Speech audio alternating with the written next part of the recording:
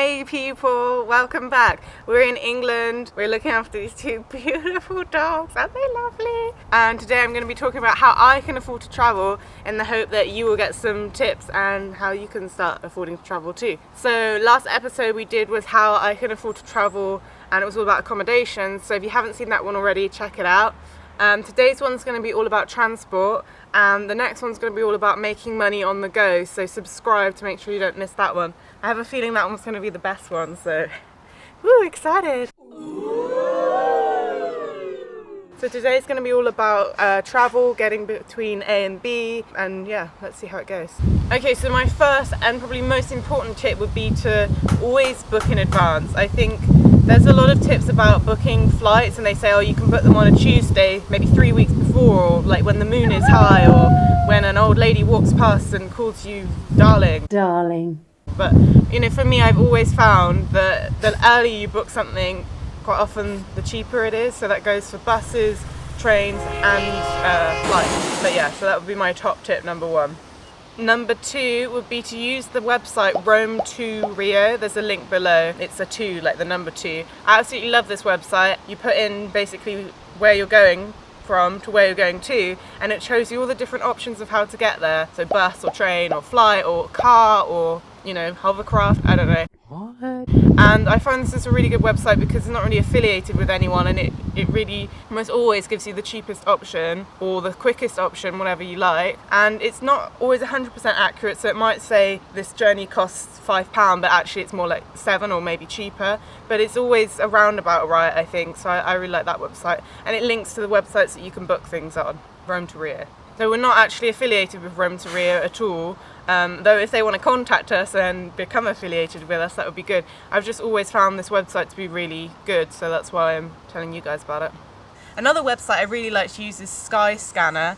Again, the link is below. Again, we're not affiliated with them. And this is similar to Rome to Rio, but it's just for flights. So again, you put in where you're going from and where you're going to, and it will show you all the airlines and show you which is the cheapest, which is the quickest, etc. Yeah, it's really good. Another great thing about it is you can put where you're going from, and then you can put everywhere. So if you're in a country, your home country, and you're not sure, you want to go everywhere, but where do you start? You can just put everywhere, and it will show you where the cheapest place is for you to fly from. I find this really useful because occasionally we'll be wanting to go from A to B, but we've got a few days, so we might as well go from A to the cheapest place, hang out there for a bit, and go to B. So for example, we went from Finland to Germany. Instead of flying straight there, we went via Estonia because it was much cheaper. It actually worked out cheaper to stay in Estonia for a few days. Okay, so we find one of the most affordable, if not the most affordable way to travel is by bus. This is true for Europe, this is true for Asia, and this is true for Australia, the 3 places we've taken buses. Again, book it in advance. We once booked a bus in England, actually, from London to Worcestershire, which is about a 3-hour drive, and we booked it so far in advance, the tickets cost us 50p for both of us. That's just so cheap, I couldn't believe it. Very cheap. So buses kind of vary. I say buses, they're actually coaches, so it's, you know, you have comfy seats. They do vary in their comfiness. So you'll get some buses, it'll be the same company, and sometimes it'll be really comfy and other times it won't be, which is weird. I don't know why they do that. Some buses in Europe actually even have little screens on the front of them so you can watch films now, which just like being on a flight, which I really like. We did that earlier this year when we went to Prague with RegioJet. Watch the video about that if you like. Links here. What else can I say about buses? Sometimes they take a long time, but I find if you have a good book and or the internet, it doesn't take that much longer. Okay, so another great way to travel cheaply is with budget airlines. For example, Ryanair. Again, we're not affiliated with them, but we use them a lot, especially only in Europe because they're only in Europe. But we found that you can get some really cheap flights with them. We flew from Rome to Budapest this year, linked here, and I think it was €20 each, which just can't be beat.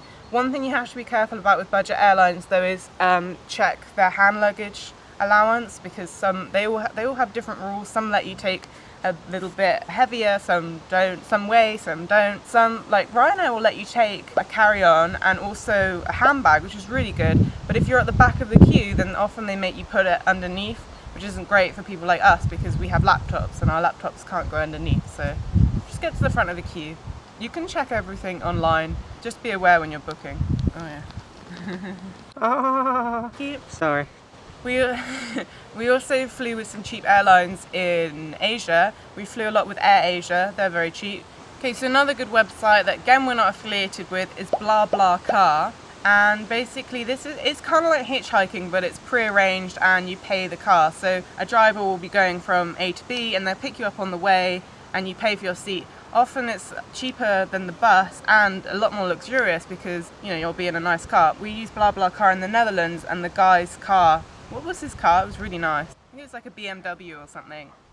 The thing I'd say about BlaBlaCar is I wouldn't use it necessarily before a flight. So for example, we nearly used it the other day in Italy. You know, we were a little bit scared the driver wouldn't turn up, and then if the driver didn't turn up, we'd miss our flight kind of thing. So I think if you're going somewhere and if you're late, it doesn't matter, definitely go for BlaBlaCar. But if you've got to be there on a schedule, either go for a really early BlaBlaCar or make sure there's a bus you can take if they don't turn up, or, you know. Although we've never had a problem with people not turning up, so that's just us being cautious. Okay, so I think I'm going to end off with talking about something that's a really, really cheap way to travel because it's free, and that's hitchhiking. And I think a lot of people are scared of hitchhiking because it gets quite a bad media.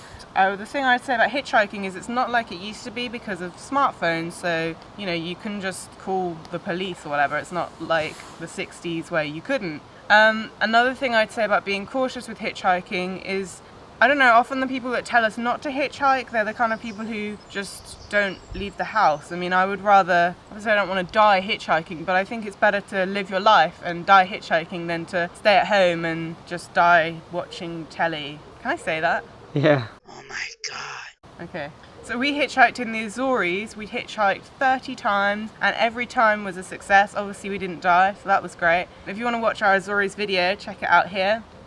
And what else can I say about hitchhiking? So I wouldn't say we were hitchhiking experts because normally we're working with a deadline, we have to get there for a flight.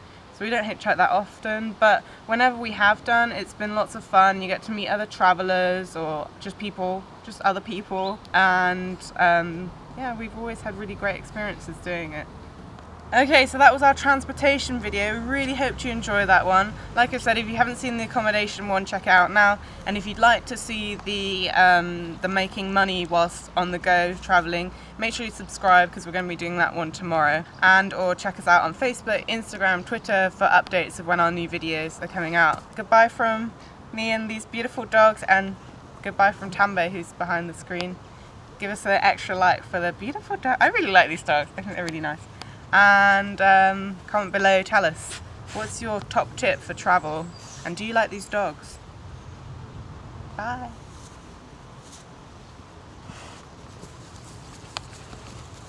Oh my god, that's so weird. How did they know it was the end of the video? How did they know, eh? That's scary. Well, when you know, you know. Oh well.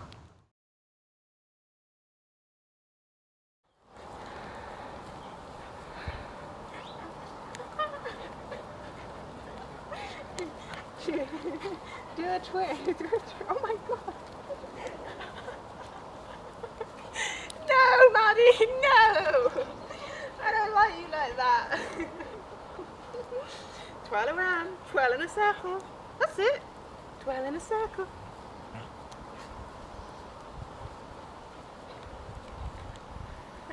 I can't believe she humped my leg.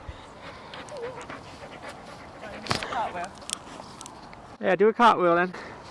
Ready? Yep. Yay, very good.